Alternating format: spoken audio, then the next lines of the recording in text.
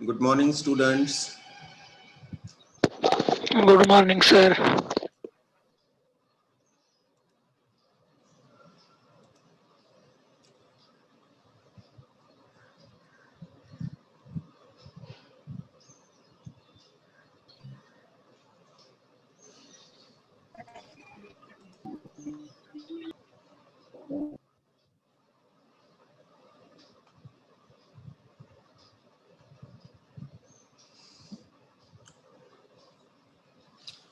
हम लोग Malvaceae family पढ़ रहे थे और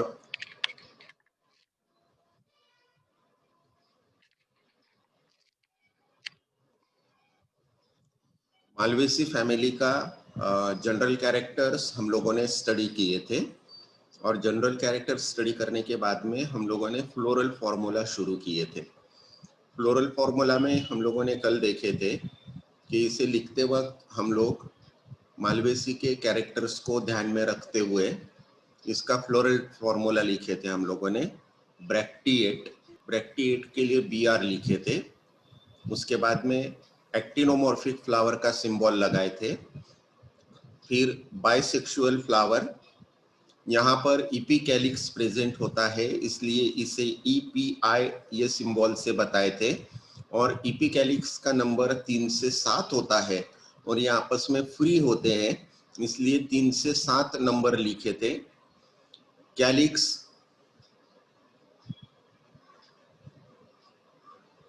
दर्शना काय म्हणायचे बाळ?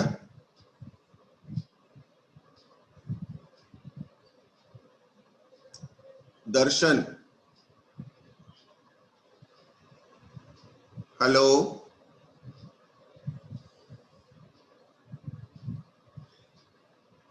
हेलो, दर्शन पानपाटील।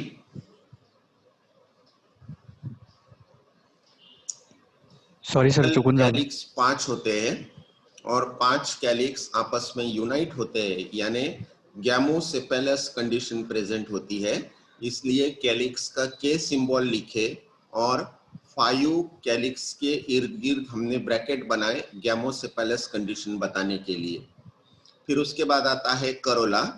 करोला के लिए हमने C लिखे और टोटल 5 करोला होते हैं, आपस में फ्री होते हैं यानी पॉलीपेटलस कंडीशन प्रेजेंट होती है तो इसे हमने 5 फिगर लिखा।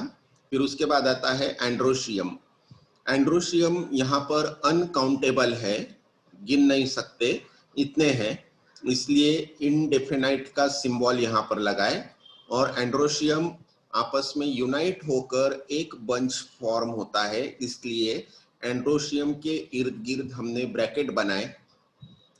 यहाँ पर फिलामेंट्स जो होती है वो बेस में नीचे के बाजू साइड में करोला से अटैच होती है इसलिए यहाँ पर एंड्रोशियम के और करोला के ऊपर एक आर्च बताए हम लोगों ने। इसका मतलब होता है एंड्रोशियम करोला से अटैच है ऐसा।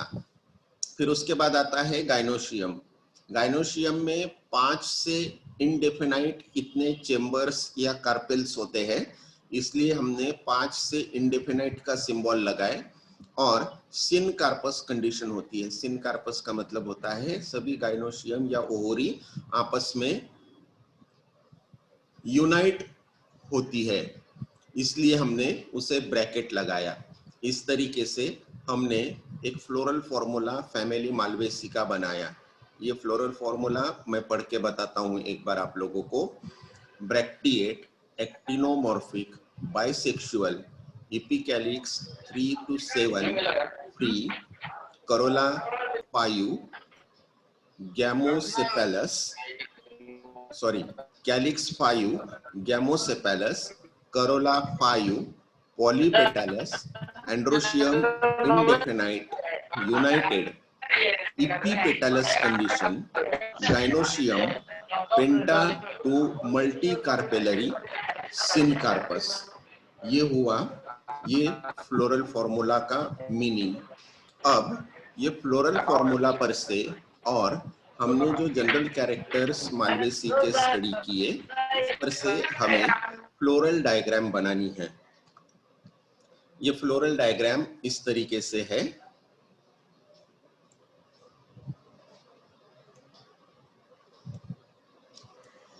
अब मैं आप लोगों को बताता हूं।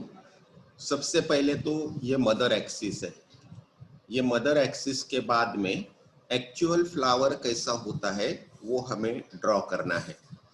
यहाँ पर सबसे बाहर का जो सर्कल है जिसे हम होर्ल कहते हैं, ये जो सर्कल है इसे पहले हम लोग काउंट करेंगे। 1 2 3 4 5 6 7। हमने फ्लोरल फॉर्मूला में लिखा था इपिकैलिक्स 3 to 7, यानी इपिकैलिक्स सबसे बाहर का सर्कल है और वो 3 से 7 इपिकैलिक्स का बना हुआ है और वो फ्री है।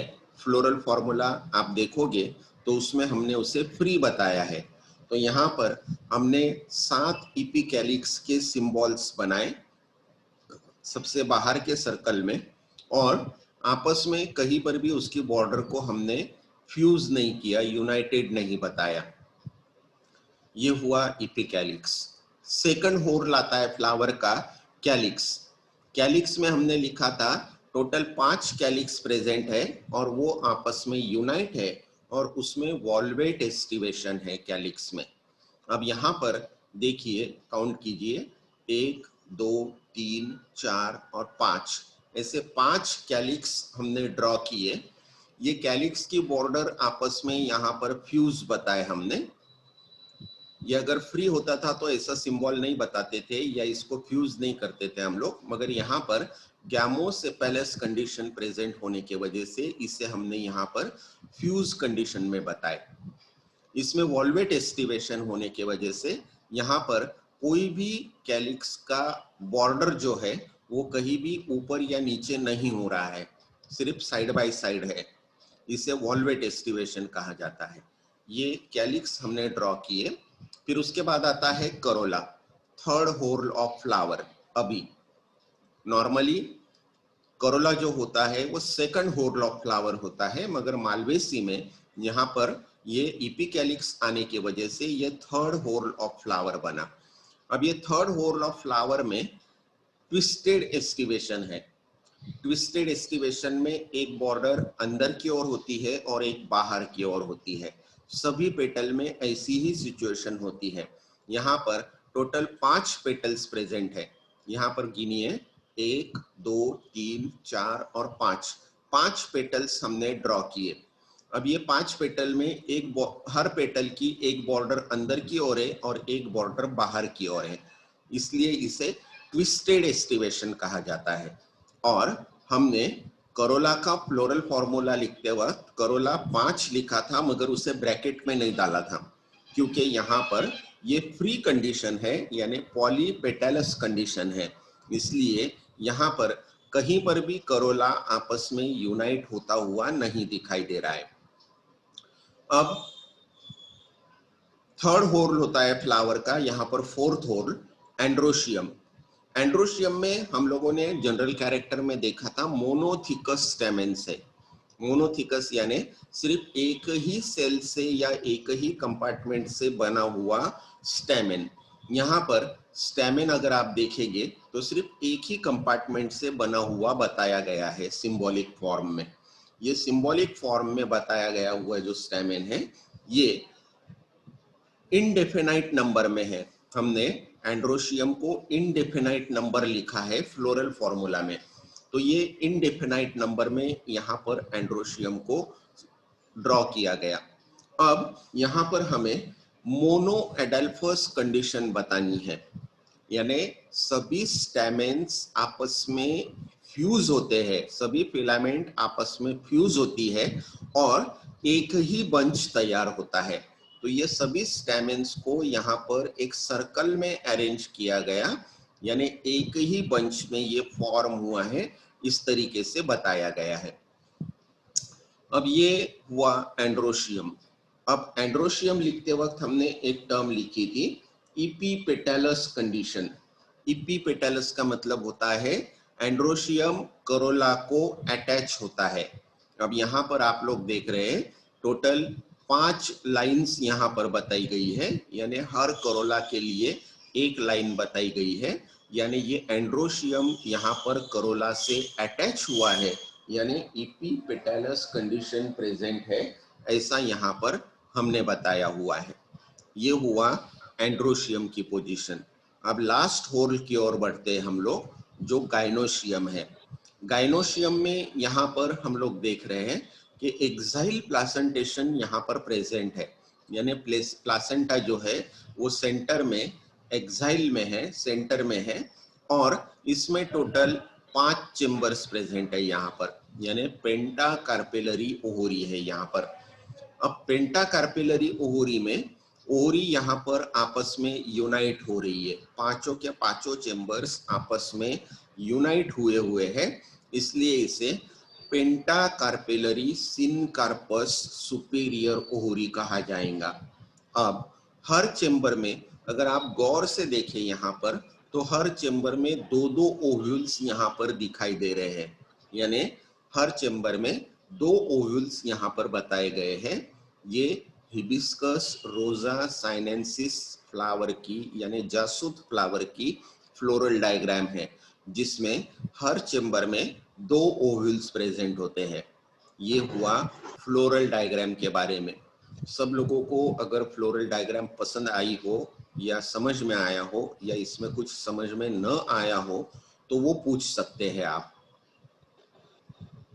इसे अभी थोड़ा सा गौर से और कंसंट्रेशन से देख लीजिए, समझ लीजिए, अदरवाइज है ना पूरा सेमेस्टर निकल जाता है और बच्चों को यही समझ में नहीं आता कि ये डिजाइन क्या है, ये कौन सा सर्कल क्या है, यही समझ में नहीं आता है फिर अगर आज ध्यान से नहीं देखे तो।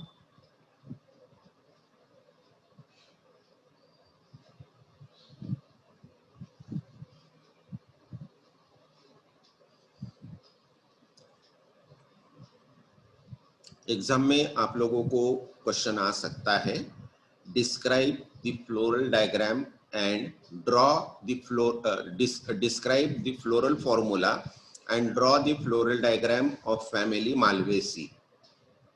तो आप लोगों को फ्लोरल फॉर्मूला भी लिखना है और फ्लोरल डायग्राम भी स्केच करनी है वहां पर एग्जाम में, तो आप लोगों को फुल मार्क्स मिलेंगे।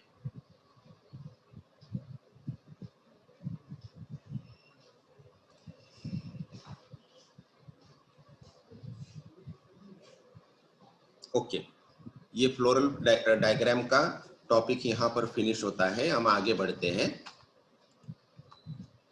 यहाँ पर पूरे फैमिली को सिर्फ एक ही पावर पॉइंट प्रेजेंटेशन में इकट्ठा किया गया हुआ है। जब आप लोग देखेंगे तो पूरी फैमिली एक ही शीट में आप लोगों को डिस्क्राइब मिलेंगी। जैसे कि हम लोग जिस वक्त प्रैक्टिकल करने वाले हैं तो प्रैक्टिकल में एक ही पेज में आप लोगों को पूरी फैमिली डिस्क्राइब करनी होती है। तो यहाँ पर मॉर्फोलॉजिकल कैरेक्टर्स के साथ साथ TS of ovary, floral formula और फ्लोरल डायग्राम सभी के सभी एक ही जगह पर आप लोगों को मिल जाएंगे। अब ये कंप्लीट होने के बाद में हमें साइलेंट फीचर्स जो है फैमिली के, यानी आइडेंटिकल कैरेक्टर्स जो होते हैं फैमिली के, वो हमें स्टडी करना है। अब आइडेंटिकल कैरेक्टर का मतलब क्या होता है कि जिस वक्त हम लोग फॉरेस्ट में जाते हैं या कहीं गार्डन में जाते हैं तो कई सारे प्लांट्स इकट्ठा हमें दिखाई देते हैं या हम ऑब्जर्व करते हैं। ऐसे वक्त में क्या होता है कि प्लांट का नाम जानना या प्लांट को फैमिली के नाम से आइडेंटिफाई करना ये बहुत जरूरी होता है, क्योंकि एक वक्त में अगर आप फॉरेस्ट में जाते हो या कहीं एग्रीकल्चरल फील्ड में जाते हो या प्रैक्टिकल के दौरान कई सारे प्लांट के स्पेसिमेंस लाकर रखे हुए होते हैं और एग्जामिनर अगर आपको पूछता है कि ये 150 प्लांट के स्पेसिमेंस यहाँ पर पड़े हुए हैं, इसमें से मालवेसी का प्लांट मुझे ढूंढ कर बताइए, तो ऐसे वक्त में कौन से ऐसे कैरेक्टर्स, 2-4 कैरेक्टर्स होते हैं कि जिन कैरेक्टर के हेल्प से हम लोग वो फैमिली को आइडेंटिफाई कर सकते हैं। इसके लिए एक छोटा सा एग्जांपल मैं बताऊंगा आप लोगों को। हमारे मोहल्ले में, हमारे फलिया में, हमारे गली में बहुत सारी फैमिलीज होती है, मगर हर फैमिली का एक नाम होता है और हर फैमिली की एक विशेष कैरेक्टर होता है, उस पर से वो फैमिली को पहचाना जाता है। जब हम लोग अपने घर में बात करते हैं तो जस्ट हम लोग इजीली बोल देते हैं वो फला एक अमुक एक परिवार है, बहुत झगड़ालू है, वो एक परिवार है वो बहुत शांत है, वो एक परिवार है जो हमेशा सत्संग पूजा में लगा हुआ रहता है, वो एक परिवार ऐसा है कि जिसका किसी से लेना देना नहीं है। अब हम सब इंसान हैं, मगर फिर भी हमारे स्वभाव के ऊपर से हमारे कैरेक्टर्स फिक्स किए जाते हैं। कभी कभी हमारे ग्रुप में हम हमारे एक आधे फ्रेंड को बोलते हैं कि तू बिल्कुल भी बात नहीं करता है, बिल्कुल गुमसुम बैठा रहता है। हम अलग वर्ड में बोलते हैं, मैं अभी यहाँ पर नहीं बोलूंगा वो वर्ड। कोई फ्रेंड ऐसा होता है कि वो इतना बकबक करता है कि हम उसको पकाऊ के नाम से जानते हैं। ऐसे अलग अलग कैरेक्टर्स पर से हम अलग अलग चीजों को पहचानते हैं। जिस वक्त हम फॉरेस्ट में जाते हैं तो उस वक्त इतने सारे प्लांट्स हमारे इर्द गिर्द होते हैं, उसमें से अगर आपके टीचर हमें पूछते हैं या फ्यूचर में आप किसी के साथ जाते हो या उनसे वो पूछते हैं आपसे कि ये कौन सी फैमिली है, तो वो फैमिली को एक 2-4 ऐसे कैरेक्टर्स होते हैं, वो कैरेक्टर्स पर से आइडेंटिफाई किया जाता है। और ऐसे जो कैरेक्टर्स होते हैं, ये कैरेक्टर्स को कहा जाता है साइलेंट फीचर्स ऑफ फैमिली या distinguishing features of family. Exam में ये क्वेश्चन शॉर्ट नोट में अक्सर आता है। आप लोगों को टोटल 4 से 5 फैमिलीज पढ़नी है। अभी हम लोग पहली फैमिली पढ़ रहे हैं। 4 से 5 फैमिली में एक फैमिली के ऊपर तो ये क्वेश्चन 100% आता है कि describe the salient features of family Malvaceae या सोलेनेसी या इफोर्बिएसी या कैनेसी। ये फैमिली हम लोग पढ़ने वाले हैं। तो अब हम लोग जो मालवेसी फैमिली पढ़ रहे हैं, तो ये मालवेसी फैमिली के साइलेंट फीचर क्या क्या हो सकते हैं। सबसे पहला साइलेंट फीचर होता है कि इसके स्टेम के ऊपर या बॉडी के ऊपर हेयर्स प्रेजेंट होते हैं।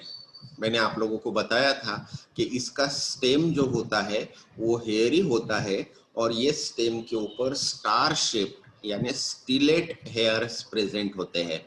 तो ये स्टिलेट हेयर ये फैमिली का आइडेंटिकल कैरेक्टर है। दूसरा है अल्टरनेट फाइलोटैक्सी और स्टिप्यूलेट लीव्स। हमने लीव्स पढ़ते वक्त देखा था कि इसमें लीव्स की जो अरेंजमेंट है वो अल्टरनेट है, जिसे फाइलोटैक्सी कहा जाता है। तो फाइलोटैक्सी इसमें अल्टरनेट है और इसके लीव्स के नीचे स्टिप्यूल्स प्रेजेंट होते हैं, तो यानी स्टिप्यूलेट लीव्स इसका आइडेंटिकल कैरेक्टर होता है। इसके लीव्स में मल्टी कॉस्टेट रेटिकुलेट वेनेशन जो होता है, ये बहुत कम फैमिलीज में दिखाई देता है, इसलिए मालवेसी फैमिली का इंपॉर्टेंट कैरेक्टर है मल्टी कॉस्टेट रेटिकुलेट वेनेशन। और इसका सबसे अहम कैरेक्टर है जो कभी भूलना नहीं है हमें, प्रेजेंस ऑफ इपिकैलिक्स। इपिकैलिक्स प्रेजेंट होता है, ये इसका सबसे इंपॉर्टेंट कैरेक्टर होता है। यानी इपिकैलिक्स बाकी के कोई भी फैमिलीज में नहीं मिलता है जो यहाँ मिलता है, इसलिए इपिकैलिक्स प्रेजेंट होता है। इसके फ्लावर में मोनो एडल्फस कंडीशन प्रेजेंट होती है।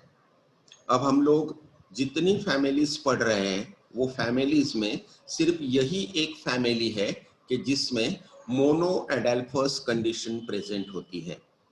ये जो मोनो एडल्फस कंडीशन है ये, और मोनोथिकस स्टैमेंस। अब हम लोग जो फैमिलीज पढ़ रहे हैं उसमें ये एक ही फैमिली ऐसी है कि जिसमें स्टैमेंस में जो पोलन ग्रेन्स मिलते हैं स्टैमेंस जो होते हैं, ये स्टैमेंस दो सिंगल कंपार्टमेंट से बना हुआ होता है जिसे हम लोग मोनोथिकस स्टैमेंस कहते हैं, जो सिर्फ यही फैमिली में मिलता है। इसका ये आइडेंटिकल कैरेक्टर होता है। और रेनिफॉर्म एक्सट्रोज एंथर्स, इसके जो एंथर्स होते हैं इन्हें रेनिफॉर्म कहा जाता है, और ये करोला के बाहर निकल कर आते हैं, इसलिए इसे एक्सट्रोज कहा जाता है। मैंने पोलन ग्रेन के वक्त आप लोगों को बताया था कि पोलन ग्रेन इसके जो होते हैं, ये इसकी जो बाहर की वॉल होती है पोलन ग्रेन की, ये स्पाइनी वॉल होती है, इसलिए इसे स्पाइनोज पोलन कहा जाता है। और प्लासेंटेशन इसमें एक्साइल होता है। ये सभी के सभी ये फैमिली के आइडेंटिकल कैरेक्टर होते हैं। ये आइडेंटिकल कैरेक्टर आप लोगों को हमेशा याद रहना चाहिए। मैं कभी भी आप लोगों को मिलूं या लैब में या क्लास में पूछूं तो ये आइडेंटिकल कैरेक्टर आप लोगों को बताते आना चाहिए।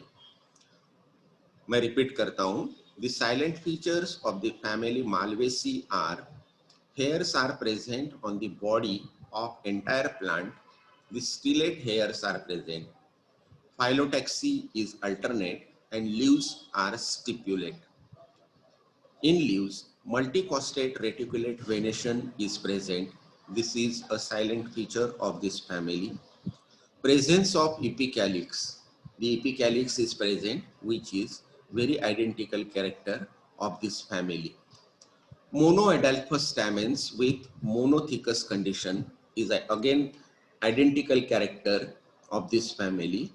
Pollen grains are spinose and placentation is exile.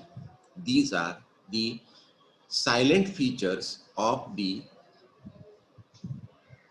family Malvaceae.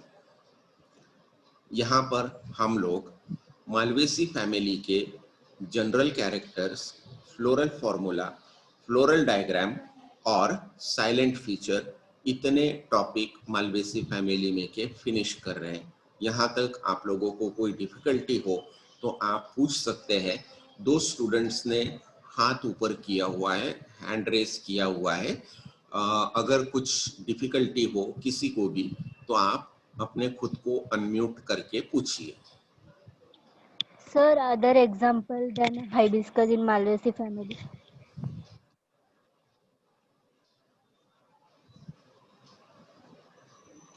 अगर पूरे फैमिली में से आप लोगों को लग रहा है कि कोई टॉपिक आपको समझ में नहीं आया हो या कुछ लिमिटेड पोर्शन आपको समझ में नहीं आया हो तो आप वो भी पूछ सकते हैं।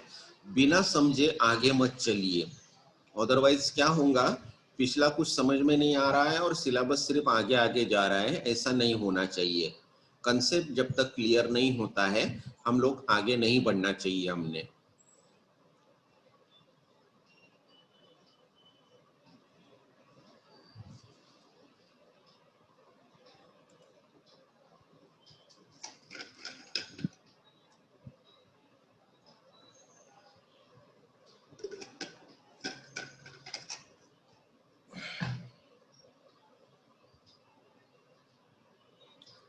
ओके, कोई डिफिकल्टी नहीं है।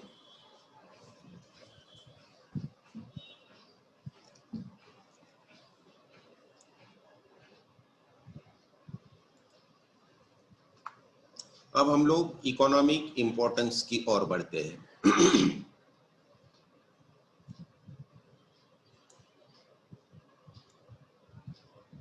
अब हम लोगों ने जो कॉमन प्लांट्स देखे हुए थे, वो कॉमन प्लांट्स के मेडिसिनल यूजेस क्या क्या होते हैं या इकोनॉमिक इंपॉर्टेंस क्या क्या होते हैं, ये हम लोग वन बाय वन स्टडी करेंगे।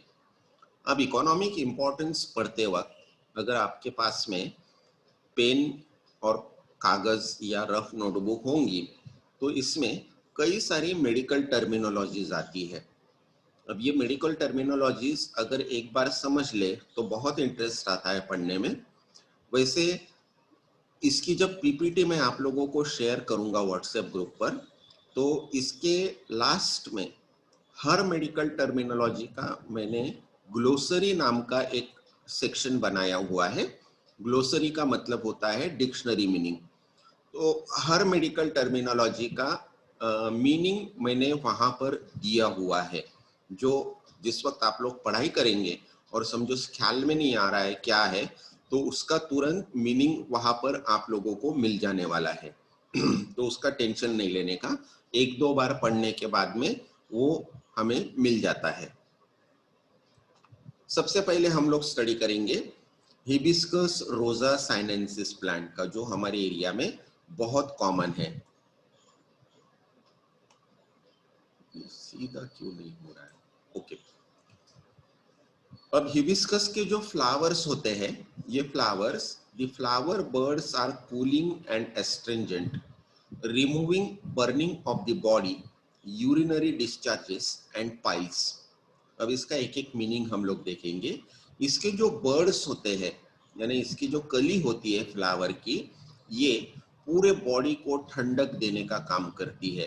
यानी इसके बर्ड्स को अगर पानी में क्रश करके फिल्टर करके पेशेंट को दिया जाता है, कभी कभी कोई पेशेंट बोलता है कि मेरे बॉडी में बहुत हीट हो रही है, घर में कुछ लोग या आसपास के कुछ लोग बोलते हैं कि पैरों में बहुत जलन हो रही है, हाथ या पैर के तलवों में बहुत जलन होती है, कभी कभी कोई बोलता है कि मेरे पीठ में बहुत गर्मी लग रही है। तो ऐसे कंडीशन में इन ऐसे पेशेंट्स के बॉडी में जो अंदरूनी टेम्परेचर होता है, बुखार होता है, ये बुखार को कम करने के लिए जासूत की जो कली होती है, इसे पानी में क्रश करके फिल्टर करके ये पानी अगर 3 दिन तक दिया जाता है तो इनके बॉडी में से हीट कम होती है। इसके जो फ्लावर्स होते हैं, ये एस्ट्रिंजेंट का काम करते हैं। आप लोग ब्यूटी पार्लर में लड़की लोग जाते होंगे तो वहां पर एस्ट्रिंजेंट लगाया जाता है।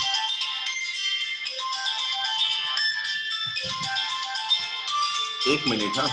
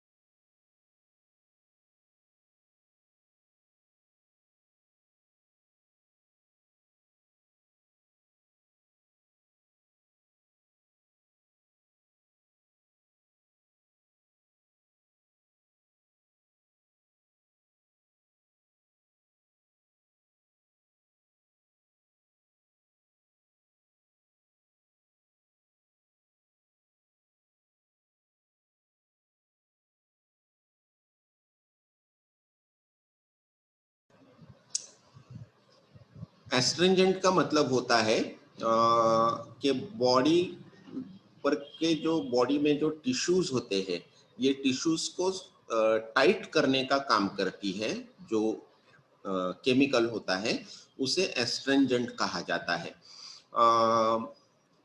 कई बार ब्यूटी पार्लर्स में फेस के ऊपर एस्ट्रिंजेंट लगाया जाता है, जिसके वजह से एकदम यंगर होने की फीलिंग होती है और चेहरा बिल्कुल खिल उठता है। तो ये जो एस्ट्रिंजेंट होता है, ये नेचुरल एस्ट्रिंजेंट ये प्लांट के करोला में प्रेजेंट होता है। ये करोला के पेटल्स अगर हम चेहरे के ऊपर रब करते हैं, मालिश करते हैं इसकी, तो वो एक नेचुरल एस्ट्रिंजेंट के जैसा काम करता है। Remove burning of the body, ये बॉडी में से हीट कम करता है। यूरिनरी डिस्चार्ज को भी कम करता है। कई पेशेंट्स ऐसे होते हैं कि जिनकी यूरिन फ्रीक्वेंटली होती है, बार बार यूरिन होती है, तो ये यूरिन के परसेंटेज को भी कम करता है और पाइल्स का भी इसमें राहत मिलती है। पाइल्स ये ऐसी एक बीमारी होती है जो टूल्स जहाँ से एक्सपेल होता है वहाँ पर का एक पोर्शन स्वेलिंग हो जाता है और उसके वजह से पेशेंट को बहुत दर्द होता है और कभी कभी ब्लड भी डिस्चार्ज होता है। ऐसे पाइल्स में ये फ्लावर का काढ़ा जो होता है वो हेल्प करता है। ये सब आप लोग देखते रहिए, कुछ अगर समझ में नहीं आ रहा तो नोट डाउन कर लेना और फिर मुझे पूछना। Flowers are refringent, emollient, demulcent, aphrodisiac and immunogogy। अब ये इसके जो फ्लावर्स होते हैं ये रिफ्रेंजेंट होते हैं, यानी उत्साहवर्धक होते हैं, इमोलेंट होते हैं और एफ्रोडायसिक होते हैं। एफ्रोडायसिक का मतलब होता है शरीर में ऊर्जा बढ़ाने वाला या ताकत बढ़ाने वाला। हम लोग कई सारी ऐसी दवाई लेते हैं कि जो शरीर में ताकत बढ़ाने का काम करती है, जिसे एफ्रोडायसिक कहा जाता है। और इम्यूनोगोगी का मतलब होता है ये बॉडी में से जो ब्लीडिंग होता है, ये ब्लीडिंग को कम कराने का भी काम करता है। इसका जो फ्लावर का जूस होता है उसे अगर बनाना के फ्लावर्स के साथ में क्रश किया जाए, यानी जासूद के फ्लावर्स और बनाना के फ्लावर्स इनको साथ में मिक्स करके अगर क्रश किया जाए और क्रश करके इसे पेशेंट को पिलाया जाए तो डिसेंट्री तुरंत रुकती है। हमें पता है डिसेंट्री में कितना वीकनेस आता है, कितनी तकलीफ होती है। कभी कभी उम्र दराज लोग डिसेंट्री के वजह से एक्सपायर भी हो जाते हैं। तो ऐसे डिसेंट्री को तुरंत रोकने के लिए बनाना का फ्लावर और हिबिस्कस का फ्लावर दोनों का जूस बना के अगर पिलाते हैं तो डिसेंट्री में राहत मिलती है और डिसेंट्री में जो वीकनेस आता है वो वीकनेस भी इसके वजह से कम होता है। Flowers fried in ghee is given in menorrhagia, also used in diseases of the genitourinary tract।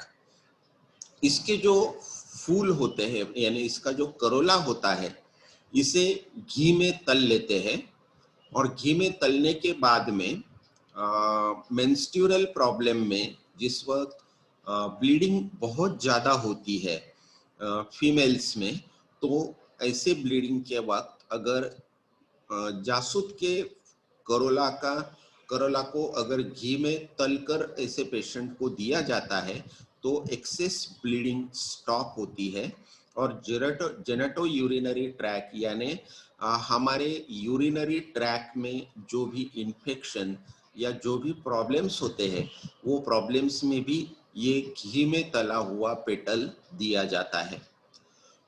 Fresh flowers are macerated and mixed with water is taken to cure scanty menstruation।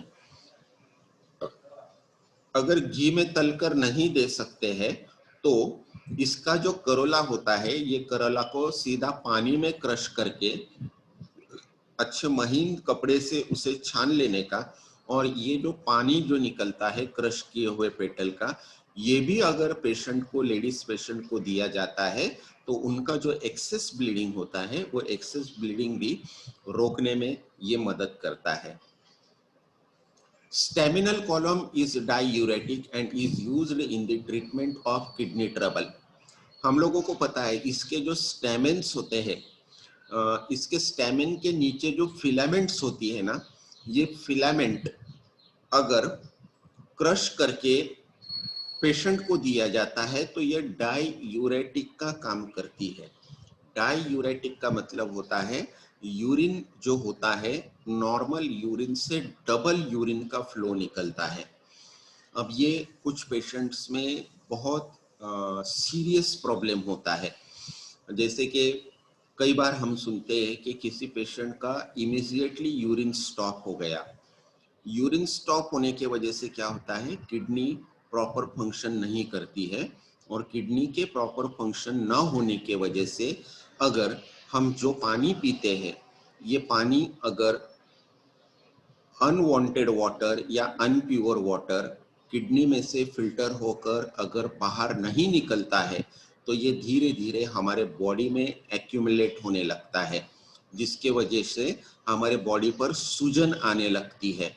Kidney में अगर problem है तो ऐसे situation में patient के body में से urine को बाहर निकालना सबसे जरूरी काम होता है, सबसे इम्पोर्टेंट काम होता है।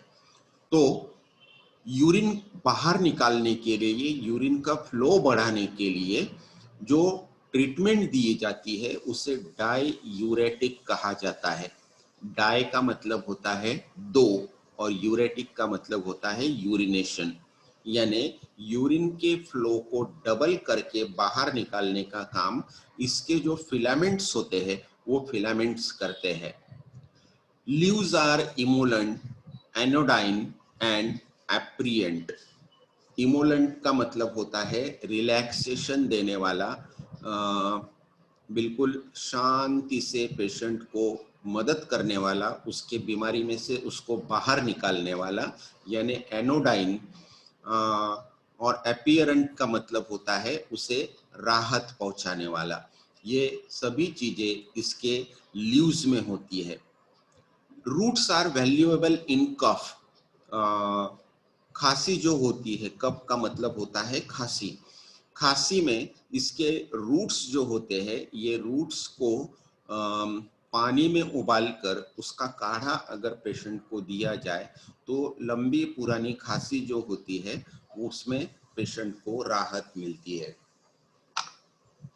ये हुआ हिबिस्कस रोजा साइनेंसिस के बारे में। इसमें आप लोगों को कोई डिफिकल्टी है?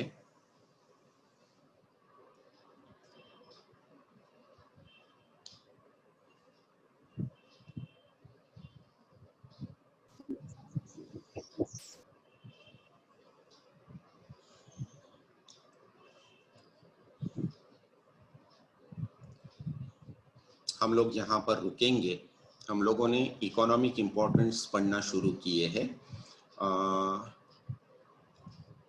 इसकी जो पीपीटी है, ये पीपीटी मैं आज ही आप लोगों के व्हाट्सएप ग्रुप पर डाल रहा हूँ। ये थोड़ा सा आप लोगों को नया टॉपिक है। बहुत सारे मेडिकल टर्म्स फर्स्ट टाइम आपके समझ में आ रहे हैं या सुनने में आ रहे हैं, तो थोड़ा सा लगेगा कि भाई ये पहली बार सुन रहे हैं, कैसे वर्ड्स है ये। मगर ये वर्ड्स को अगर ध्यान से देखें तो इसके मीनिंग हमारे समझ में आते हैं, और नहीं भी मीनिंग समझ में आया तो इसके पीपीटी के पीछे इसकी ग्लोसरी दी हुई है, वो ग्लोसरी में इसके पूरे मीनिंग समझ में आते हैं। आप लोग उसे गौर से देखिएगा। फिर भी अगर नहीं समझ में आ रहा है तो कल जब कल मैं लेक्चर नहीं लूंगा, कल पाठक साहब लेक्चर लेंगे कल से एक हफ्ते के लिए। मैं थोड़ा टीवाई के एग्जाम में के प्रिपरेशन में लगने वाला हूँ अभी, तो कल से अपने पाठक साहब लेक्चर लेंगे। सर जी, मैं उनसे बात करूंगा, वैसा वो मैसेज भी डालेंगे आप लोगों को ग्रुप पर। हेलो। इसके बाद में जब मैं लेक्चर लूंगा तो हमने हिबिस्कस रोजा साइनेंसिस कंप्लीट किया हुआ है। इसके बाद में के प्लांट्स के इकोनॉमिक यूजेस क्या है ये उसके बाद में मैं समझाऊंगा। आप लोग एक बार पढ़ लेना। इसके पीछे जो ग्लोसरी दी है उसमें भी मीनिंग समझने की कोशिश करना। नहीं समझ में आए मैं तो समझाने ही वाला हूँ, फिर भी आप लोग एक बार ओवरलुक कर लेंगे तो ज्यादा बेटर रहेगा। ओके, हम लोग यहाँ पर रुकते हैं। Thank you. Hello sir ji, hello hello sir ji, hello hello.